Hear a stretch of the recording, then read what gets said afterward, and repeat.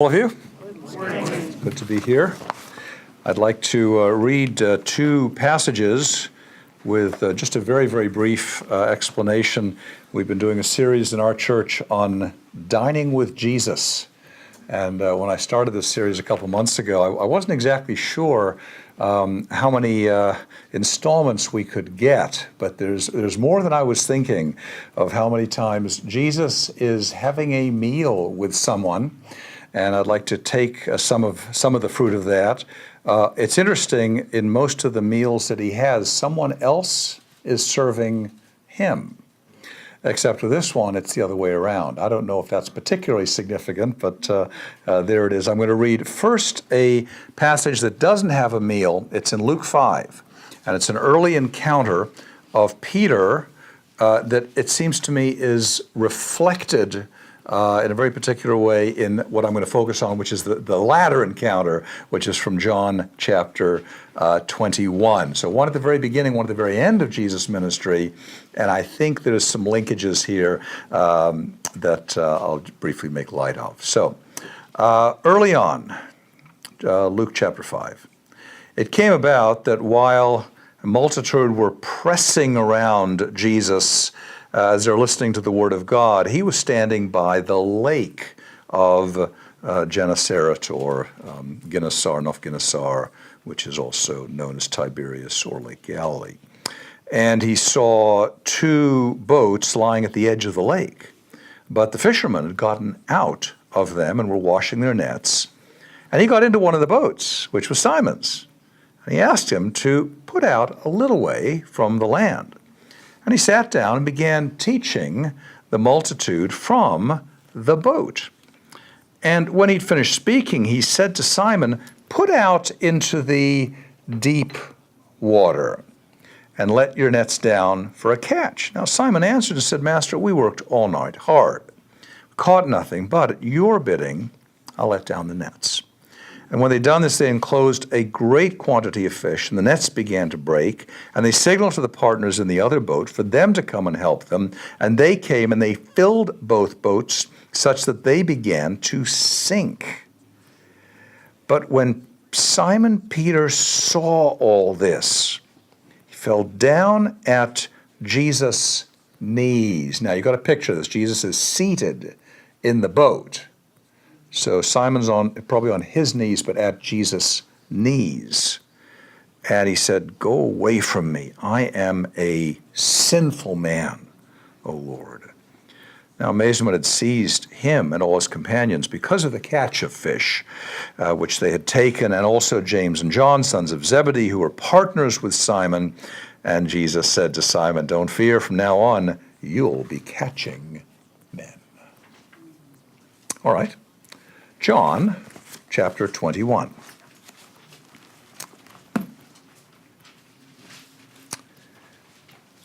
After the various things that have just been described, now the previous things, chapter 20, seem to have taken place down south in Jerusalem after the resurrection. They're back up north. And after these things, Jesus, and I'm going to keep this, it sounds awkward, but it really is, he manifested himself. He made himself appear again to the disciples at the Sea of Tiberias, or really Lake Galilee. And he manifested himself in this way. There were together Simon Peter, Thomas, called Didymus, or the twin, Nathanael of Cana in Galilee. That was, of course, where the miracle of the water into wine had taken place. Okay? And the sons of Zebedee and two others of the disciples. And Simon Peter said to them, "I'm going fishing." And they said to him, "We'll come with you." They went out, they got into the boat, and that night caught nothing. But when the day was breaking, Jesus stood on the beach. Yet the disciples didn't know that it was Jesus. And so he said to them, "Children, you don't have any fish, do you?" They answered, "No." And he said to them, "Cast the net on the right-hand side of the boat. You'll find a catch." And so they cast it, and they were not able to haul it in because of the great number of fish. So the disciple, therefore, whom Jesus loved, said to Peter, "It's the Lord."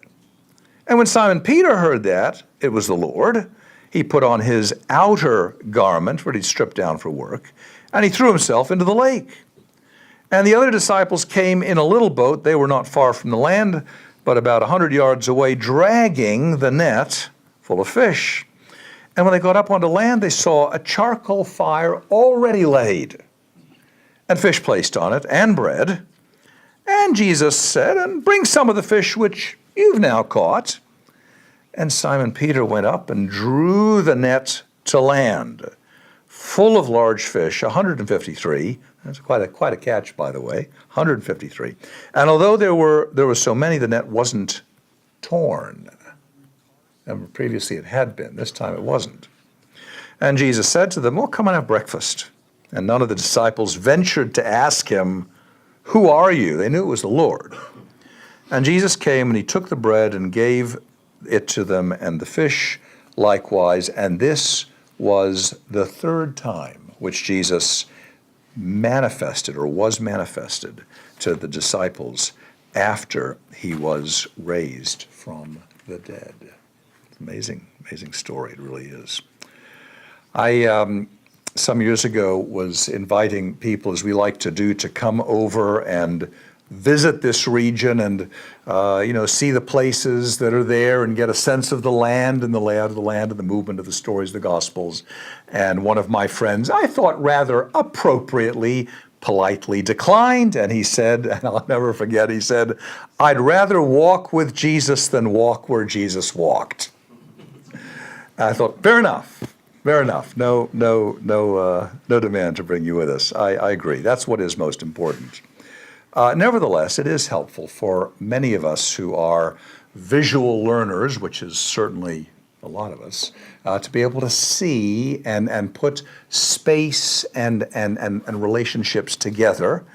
And I admit, and I absolutely agree, and I know you do too, it's more important to walk in step with Jesus or in step with the Spirit, and that's the most important thing about life. And I think one of the ways we know it's important is the Bible uses so many ways to help us see what it's like to walk in step with Jesus. So sometimes it's described, and these are his words, of course, it's like hungering for righteousness. And when you really hunger for something, you'll do anything to get there, all right? If it's food or anything else, you'll pursue it. It's like having a mind that is open to the Spirit of God. It doesn't, sort of dampen or disappoint the Spirit. That's another way to picture what it's like to be walking with Jesus. It's like a branch, right, connected to a vine. It's connected and it's living and it's drawing its nourishment from the part that's planted in the ground. These are all ways in which we can picture what it's like to be walking with Jesus. Yet another one, it's like sheep that recognizes the right voice of their shepherd. Not other voices, but that one. And so they're following after the way he goes. I have started in recent years to say, I think everybody follows some voice. It's not a matter of, you're a person of faith and therefore you do this, or you're just not. That idea that we have some neutral ground of non-movement doesn't fly with me anymore, and I don't think it flies with you. Everybody listens to some voice. Some listen particularly to the voices of their friends, because they're trying to impress their friends. Some listen primarily to their family, right? For them, the blood of family relationships is thicker than the waters of baptism. Some people are like that.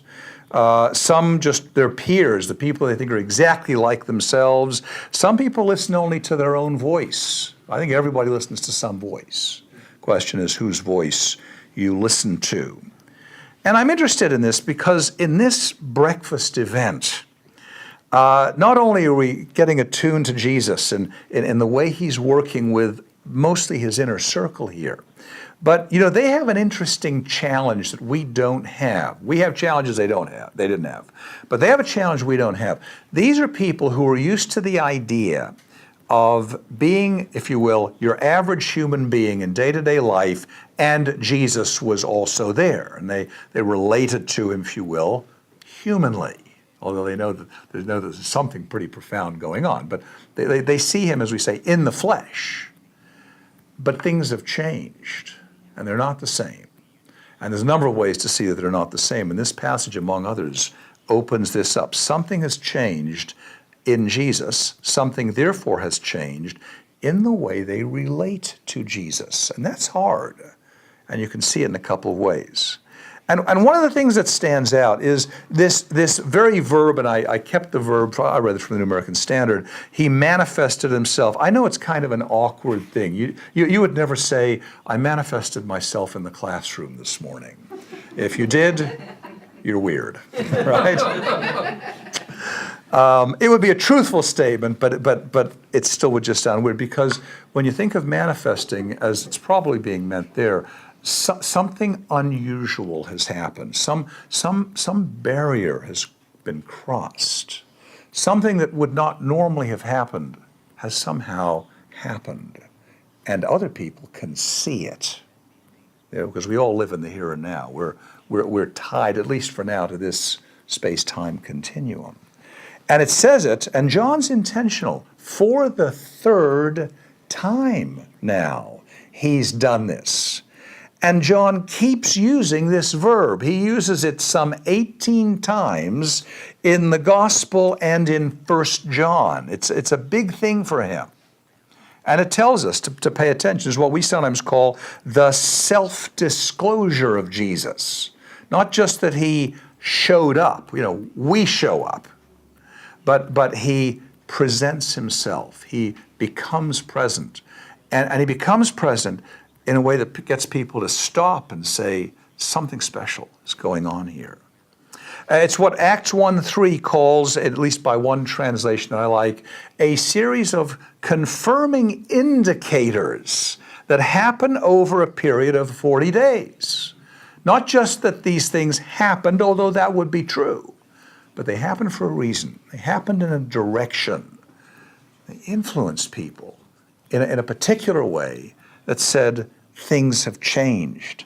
It's evident to Mary Magdalene. You know this from the 20th chapter of John. She goes to the tomb that morning to mourn.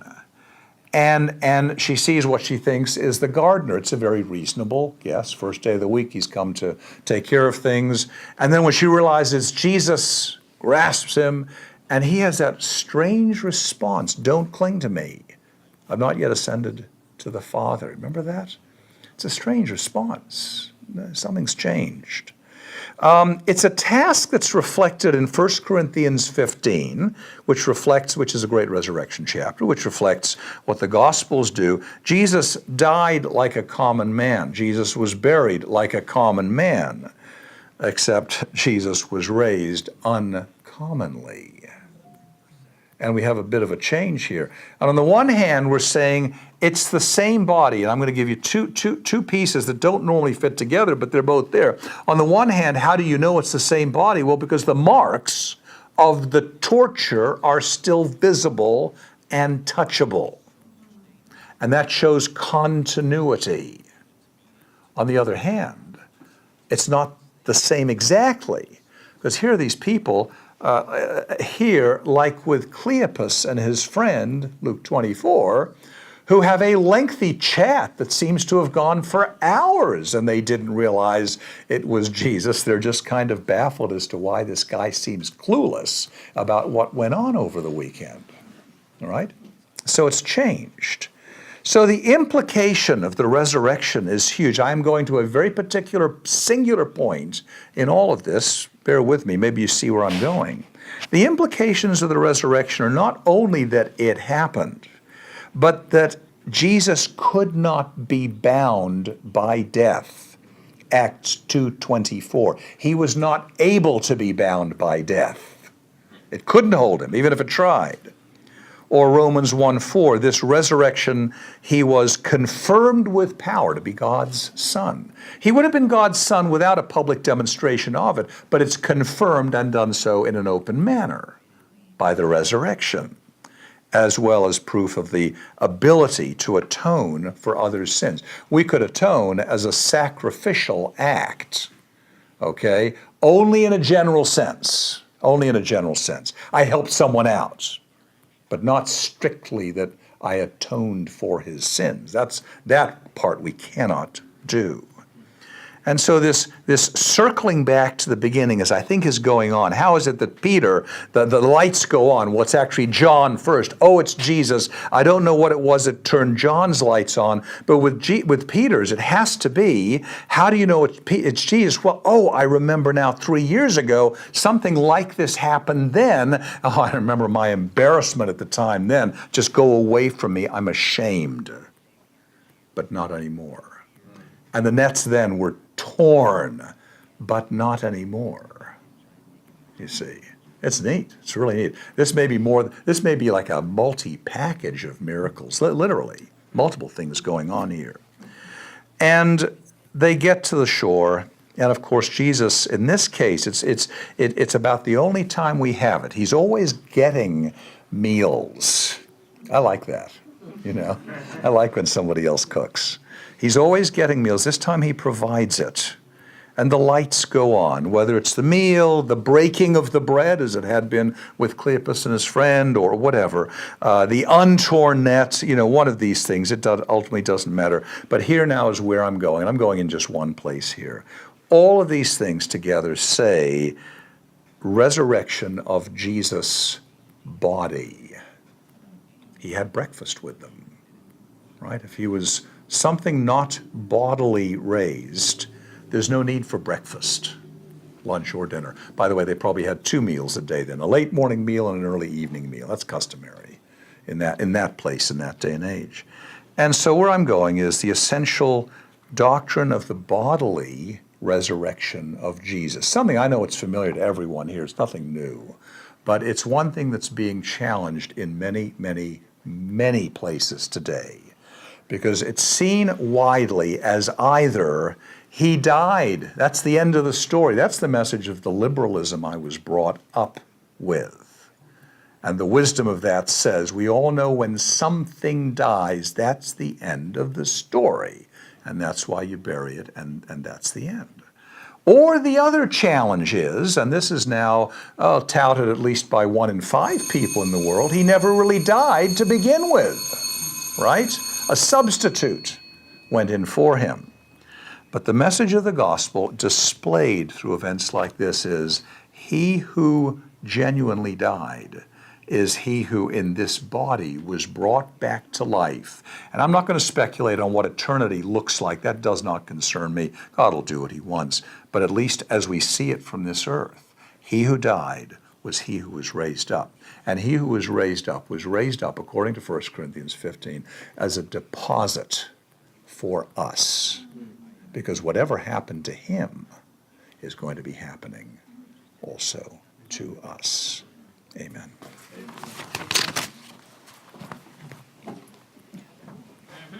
Turn your Psalters to